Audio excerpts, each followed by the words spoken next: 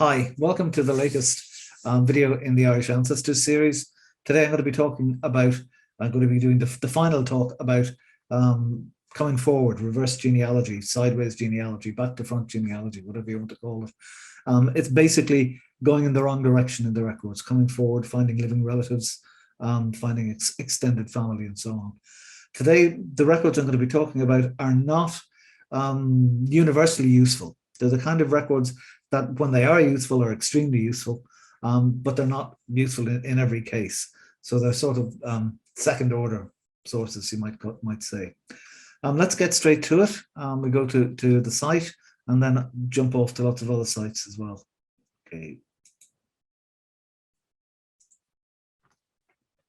The first thing I wanted to make clear is that what you're looking for in all of these records is the sort of time-lapse quality. In other words, they're records that give you year by year records of who's living where, or who's living where is the basic, the meat and potatoes of it. One of the most important ones are voters lists. From about the 1860s on, the right to vote, especially in local elections, began to expand greatly throughout the United Kingdom. And remember, this was the United Kingdom of Great Britain and Ireland for the 19th century and the early 20th century. And the right expanded consistently until by the late 1890s, large numbers of people were being included who would not normally be well up the social spectrum, so they become more useful. The best example is here on the Dublin City Library and Archive homepage, heritage database page. There are lots of things on the site. It's well worth exploring. He said, having been involved in basically putting everything that's here up on it. There are these electoral lists from 1899 to 1915. Again, these are the municipal electoral lists. They're quite useful. They're not as comprehensive as later lists would be. You can browse them by street, so you can do this year by year. You can see who was living where and when it changes and use that as evidence of death or movement or marriage. It's really only with the beginning of universal suffrage in 1919, from then on, when everybody had the right to vote and it was taken very seriously, that keeping voters lists became very important and very, very comprehensive, that they became serious census substitutes. By far, the biggest collection that I know of is in Dublin City Library and Archive, and this here, electoral lists 1938 to 1964. You click on it and your little heart goes pitter-patter, and then you see they've been taken down. There was a problem with data protection and privacy, I think way out of proportion, but they had to be taken down. They're still available in the reading room in a digital format, so they're searchable, they're browsable year by year, but you have to actually go into the Library and Archive reading room in Pearse Street in Dublin. But just to show you what they're like, because as I say, I was involved in them, let me go back and show you what you can do with them. This is basically, they were created to give people running the election process an idea of who lived where, so they could, and also political parties, where the voters were, so that they are very, very comprehensive, more comprehensive than I think the electoral register would be now. We tend to take the right to vote a bit too casually now. But I'm going to take an example here, 102 Shandon Park in Cabra in South Dublin. So if you see at the bottom there, 102 Peter W. Carroll, Margaret Carroll, they're there at 102 Shandon Park in 1939-40. You come forward a year, 102, there they are, Peter W. and Margaret, and there's Josephine Ward, Madeline Ward, and John Ward. They're sharing a house. This is not a multi-occupancy slum tenement, so they're sharing a sort of terraced house in Cabra. There's a strong prima facie presumption there that there must be a family connection of some sort. Well, on we move again. you need to hold these things in your mind as possibilities and then check them out and investigate them in other ways. But that's the start of creating evidence. 41, 42, 1941, 42. There we are, 102. Peter W. Carroll, Josephine, Madeline, George. So they're all still there. There's the, 1942, 43. Peter, Margaret, Josephine, Madeline, and John. 1943, 44. Peter W., Margaret, Josephine, Madeline, and John. Again, when nothing changes, it's good. That's also prima facie evidence of where they were. 102 in 1944, 45, and you have Peter, Margaret, Josephine, Madeline, and John. And then you skip to 1940, 49, 50. You can see up here, there's no full runs of these things anywhere. This is the closest I've ever seen to one, but there's a 4-year gap here, and there is a big change. Peter W. Carroll, Margaret Carroll, and Veronica Carroll. Okay, so Veronica has arrived on the scene. What you know about everybody in the household is that they're over 21. So the working presumption would be that Veronica has turned 21 sometime between 1945 and 1944. That gives you a sort of a rough estimate of her age to go back and get a birth. If you're searching for a marriage later, it'll give you an idea of her marriageable age, the target dates you'd be searching between, and so on. So it's prima facie evidence. And 2 of the wards are gone. Okay, so Josephine and John are gone. Did they die? Did they move out? Did they marry? Again, questions, evidence, threads that you can follow in other ways.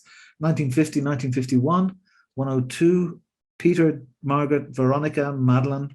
Okay, no change there. Skip forward again 3 years, 54, 55. 102, Peter, Margaret, Veronica, Margaret Jr. Okay, again, working presumption, another daughter who has turned 21 sometime between 1951 and 1954. Again, you have an age, you have marriageable birth, so all sorts of information you can use to tease out other things. And down at the bottom here, you have Madeline Carroll is now also there. So is this another daughter? Madeline is quite a peculiar first name. So the fact that there's a Madeline Ward and a Madeline Carroll, are they in-laws? Are they cousins? Is Madeline Ward the mother-in-law of Peter W. Carroll? I mean, you have all sorts of possibilities going on there, and you have other ways of tracking them down. But once you have the prima facie evidence from this, you can take it elsewhere. This is 1955-56. So Peter, he's now a juror. That's what the J, which means that he has a property qualification. So he's probably elsewhere in the book as well as, say, a shopkeeper. Margaret, Veronica, Margaret Jr., Madeline Carroll, and Madeline Ward. So the same as the previous year. 102, 1956-57.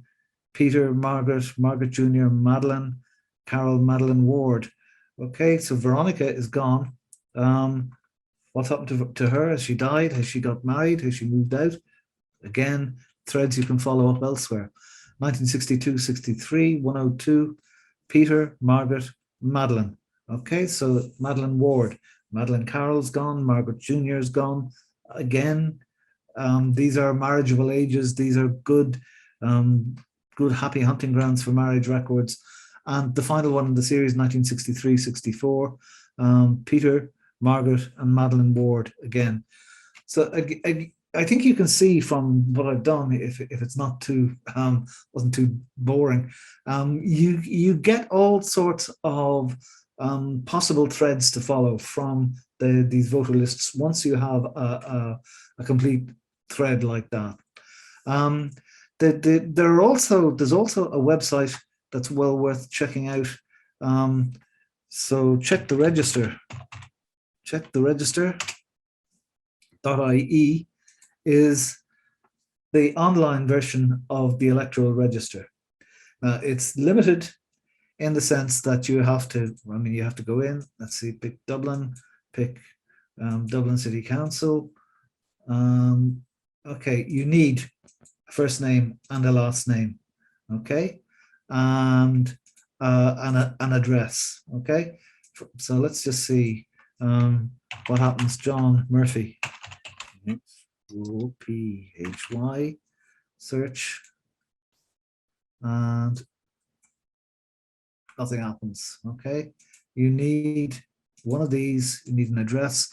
Okay, it's a way, if you have evidence from elsewhere of where somebody was living, you can check it out like this. And you can cycle through first names if you're trying to find other people who are in the household as well. So it's you can hack it, as it were, in ways it wasn't intended to be used. But it's there. Anyway, these voters lists are the best collection, as I say, is in Dublin City Library and Archive. There are other if you search the National Library catalogue for voters lists, you'll see that there's 114 things there. It's not all 20th century, and it's not all voters lists, but it's a way of getting it. There is a good collection in the National Library.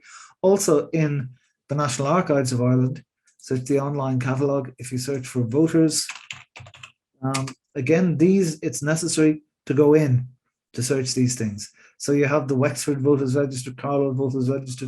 You have to go in to the reading room. No records available in the catalogue. A hard copy finding aid available in the reading room of the National Archives. So you're fishing in the dark when you're going in there. You're not sure what years are covered, whether it covers the whole of County Wexford, whether it's just Wexford City. So, but they're there. Okay, so they're pretty good. The other sort of time-lapse record that is very useful are urban street directories. Again, it's specifically urban. It's really only Dublin, Belfast, and Cork. And what they do is they're published semi-annually. In Dublin, they were published annually, Tom's directories. In Belfast, not quite annually. In Cork, similarly, not quite annually. But they give you who was living where, and they give you, there are very good online collections. So the best one, well, one of the best ones, is the Public Record Office in Northern Ireland for the street directories. What you're looking for are, okay, there's an excellent search interface, first of all. So we want to search from, say, 1858 to 1865. We're looking for Donegal Street. Donegal Street. Okay. And search. And okay. When you get the results back, you can filter it by the street directory, which is what we want. Or you can do it by professions and trades and so on. And you can see we have three directories there. We have 1858, 1863, 1865. So they don't actually have, they're not truly annual the way that Tom's directories are for Dublin.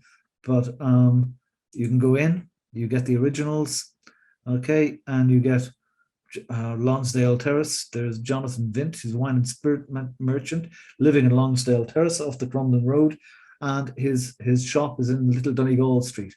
And you should be able to follow Jonathan year by year through the directory to see, again, you get prima facie evidence of, particularly with somebody in business like this, very often the business is passed on in the family. So you get evidence of marriages or of deaths and so on, children's names. So the street directories can be very, very useful. It depends on having a full run. Okay, by far the best single run is of Tom's directories in the reading room in Dublin City Library and Archive in Pearse Street. If you're not in Dublin or in Ireland or in Europe, that can be a problem. So there are collections on 3 websites that are pretty good. None of them are perfect. Ask About Ireland has strangely nestled away in the Griffiths search interface. You have this discrete little Tom's. Okay, so let's just try Murphy.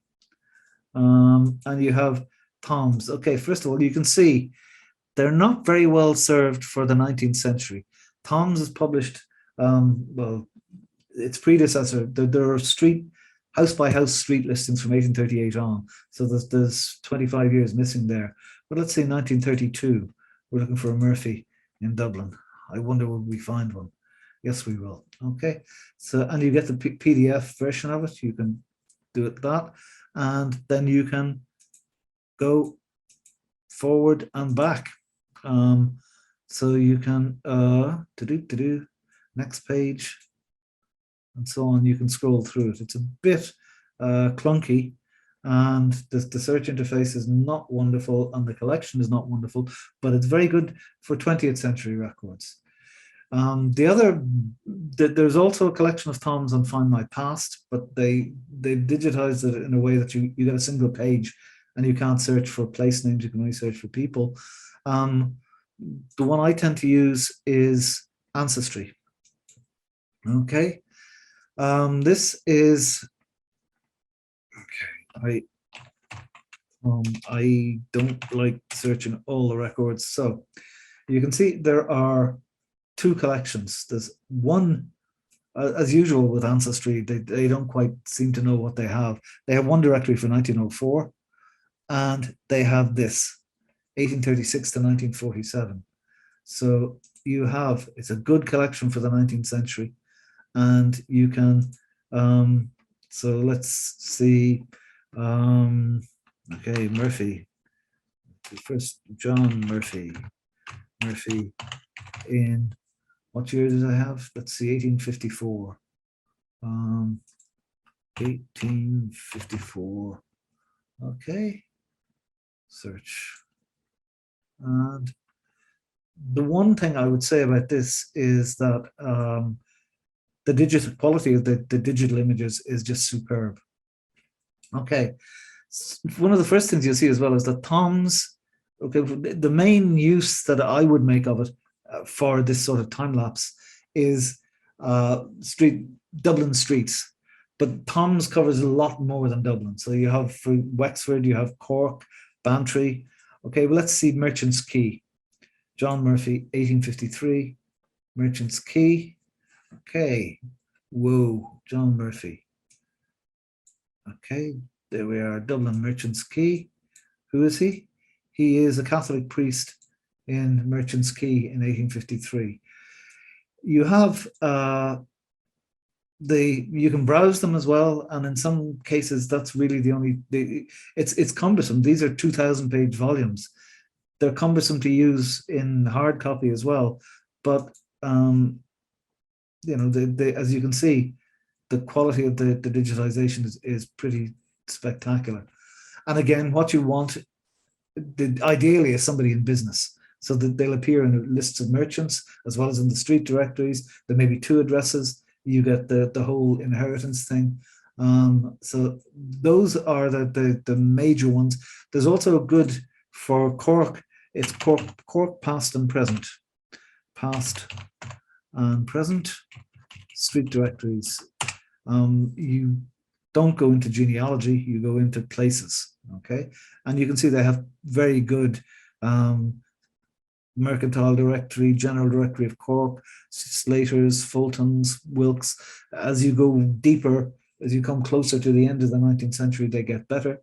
But again, they provide a kind of a time lapse. It's not quite as spectacularly precise as Tom's, but it's there for Cork. So Dublin, Cork, and Belfast. Okay. Other records. For the 20th century, this is my go-to source, Irish Newspaper Archives. They have a complete set of the Irish national newspapers for the 20th century. The Irish Press, apart from the Irish Times, okay, but we'll pass over that in silence. The Irish Independent and the Irish Press. And it was from about 1940 on, it was obligatory to publish a funeral announcement, a funeral notice. Not obituaries. I think obituaries are North American. They're very common there. There's some here too, but not nearly as much. The family information here is in the funeral. I mean, the importance of the funeral in Irish culture means that you have to let people know where it's taking place, when it's taking place, and you include the names of the families with it. So let's just see this exact phrase, John Murphy, Urphy, and this word death, DATH, and we'll try from 1950 to 1952. Okay, and see what happens. This site can be painfully slow, but it's worth waiting for. I have found all sorts of announcements from bridge clubs and all sorts of others. It's not just the death notices. So you're okay, Mr. John Murphy. No, go in and look at the original in its original context. Is probably better. And this is actually the death of Mr. John Murphy, Ballyhalwick, Dunmanway, removal next day with large. Okay, all the mourners, the firing party. He was a member of the OLRA. Chief mourner, Mrs. Murphy. I wish they wouldn't do that. Not give anybody's name, but Jeremiah and Patrick Murphy's sons, Mrs. Long and Mrs. Delaney, Mrs. Margaret Murphy daughters, Mrs. Delaney, Mrs. Sheehan, and Mrs. Murphy's sisters. You can see you have a spectacular expanded family there. You have sisters, you have his wife, you have his son's names, all sorts of targets to take things further. So this Irish newspaper archives are the for the 20th century, and it's from about the 1940s on that you can be pretty much sure every funeral of somebody who wasn't destitute, basically, the obligation was to have them announced here. And of course, we've gone digital. We have now got RIP.ie, which goes from 2006 up to the present. So let's John Murphy, RPHY, a county, let's see, County Cork, from when, let's see, did a John Murphy die in Cork in, no, yes, nothing was found. So let's make it 2020. I'm sure somebody called John Murphy died in Cork in, oh, okay. Just to give you. Okay, no, I didn't pick 2020 first. There we go. And yes, okay. As you can see, there are plenty of John Murphys. So let's see the most recent, the 21st of September. Again, this is a little bit ghoulish, but you are sorrowing family, sons, Gerard, Mary, brother Pat, Una, Catherine. You can see you have an extended family right there in front of you. And this RIP.ie, this has become, it hasn't replaced the newspaper death notice, but it's become a necessity along with it. So again, and the closer you come to the present, the more comprehensive it is. Okay. The final thing I'd like to say a few words about is DNA. One of the things I get asked regularly is, are there any Irish DNA sites, particularly people in North America looking for Irish relatives? They want an Irish DNA site. Yes, there is an Irish DNA site. It's called Ancestry.com. The fact of the matter is, so many Irish people went to America, and so many Americans have had their DNA tested, that the vast majority of the genetic material of Ireland is already tested, is already available online. I know that the Irish police use Ancestry and the free site, GEDmatch, to identify people in Ireland. Their relatives might be second or third or fourth cousins in the US, but there's enough family information there to identify somebody here. So it's we are unusual in Ireland in the sheer amount of people who went to North America and the sheer number of North Americans who have had their DNA, ancestral DNA tested. So if you want to find a living relative, you can do it in North America through extended family there. In one of the reasons for doing DNA testing anyway is to find somebody who has done more research than you, or who's done it so you don't have to do it, or somebody who knows more about different branches of the family than you do, and connecting with them and using their information. So that works for coming forward, as well as going back.